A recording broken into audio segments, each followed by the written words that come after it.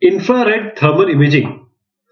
We will talk about the photodetectors in very short, and we'll reach from the basics to the photodetectors, that why and what photodetectors should entail and why they are there.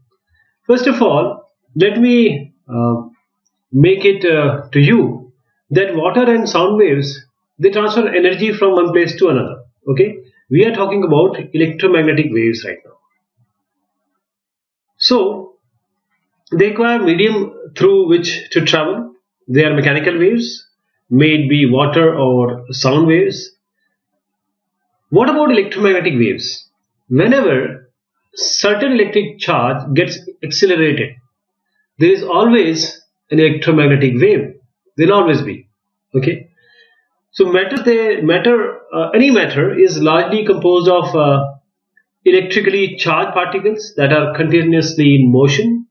So whether it be any object, electromagnetic radiation will come continuously. So electromagnetic waves do not require a medium to travel. You see, water and sound wave does.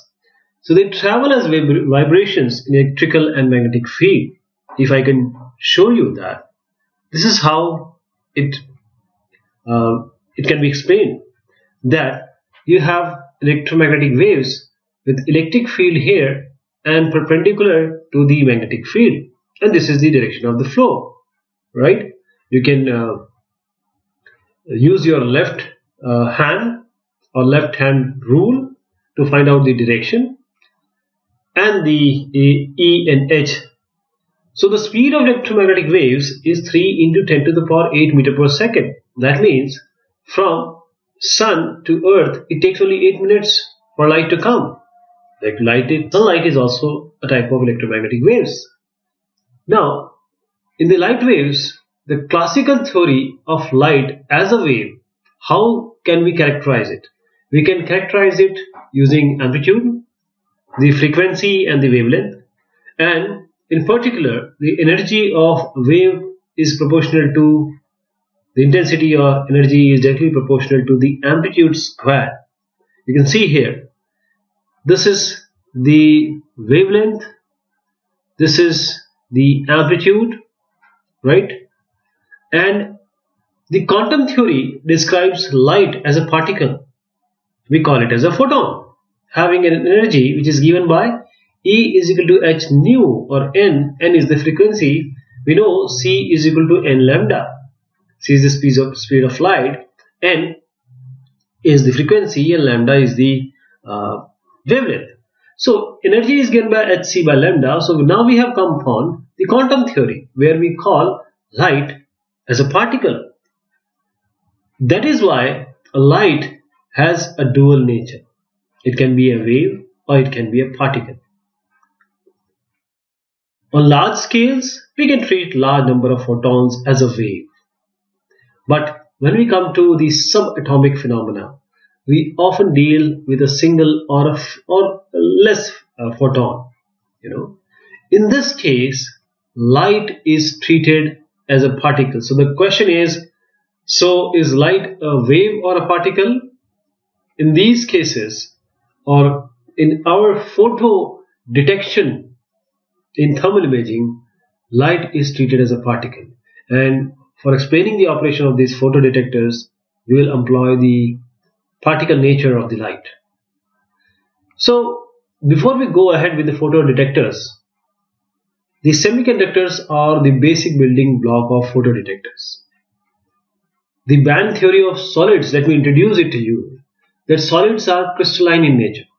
Energy levels of single atoms do not apply to solids. So when a large number of atoms, as in solid crystals, they are brought together, these levels splits in nearly contiguous energy bands. I'll show you how.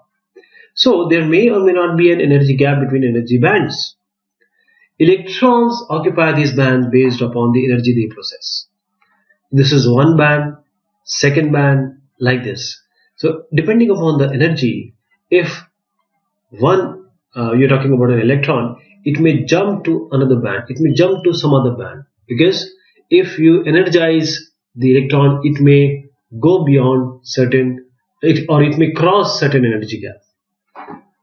Now, this discussion comes to the point that band theory of solids, we have the last filled or partially filled band, which is the valence band, and the empty band above this valence band, this empty across this energy gap, is called the conduction band. So you have a conduction band here. This is the continuation of previous discussion, that we have a valence band, or a one band and another band and another band. So this is the valence band, and you have a conduction band. There is an energy gap, so electron is here. The difference between the energy between the valence band and the conduction band is called the band gap. For certain, you have to talk about certain material to talk about energy gap. So what happens here? We come to conductors, semiconductors, and insulators. In conductors, generally the conduction band and valence band, they overlap. Electron freely move in these two bands. That is why the metals, they always conduct electricity because of this scenario. What about insulators? We have the valence band here and conduction band here. There is a wide energy gap, that is around 5 electron volt of gap is there. So electron cannot move unless you flood it with or energize it with heavy energy. If you give energy, it may conduct, right? So there are certain things which are called as insulators. They don't even in any way, in normal scenarios, conduct electricity. But when we come to semiconductors, what happens? There is an energy gap, but this energy gap is small, say 1 electron volt. Now if you provide energy to the electrons, it may jump to the another band, means the conduction band. That is how semiconductor comes into play for photo detection, because types of semiconductor, you have two types of semiconductor, intrinsic and extrinsic. The intrinsic semiconductor, this is a pure semiconductor crystal with no impurities. There are no impurities. So at normal temperature, they don't conduct. At high temperature or due to illumination, electrons are excited and they cross the band. So they have a finite conductivity at room temperature. But when it comes to intrinsic type of semiconductor, this extrinsic type semiconductor have impurities which we have added. So you can make it via this dopant, you can make it a negative charge or positive charge, that is N-type semiconductor or P-type semiconductor. So by doping, the crystal can be altered so that it has a predominance of either electrons or holes. Now, after all this discussion, we come to the detector classification. IR detectors, they are based on the previous discussion we just had. There are two major categories of IR detectors, infrared detectors. One is thermal or uncooled, the other is photon or cooled. See, this is based on photon, the particle nature. Thermal, in this thermal, they are uncooled, they have low intensity or sensitivity, they have slow response, and you don't require any cryogenic cooling whatsoever. The types of thermal or uncooled IR detectors are pyroelectric, thermopile, and bolometer. While when we come to the discussion we just had, we have photon or cooled. It may be photovoltaic, photodiode, photoconductive. And see why they are called as pyroelectric, because these are based on this work on the pyroelectricity concept. This is based on the photovoltaic aspect of the physics. This is how they are named, right?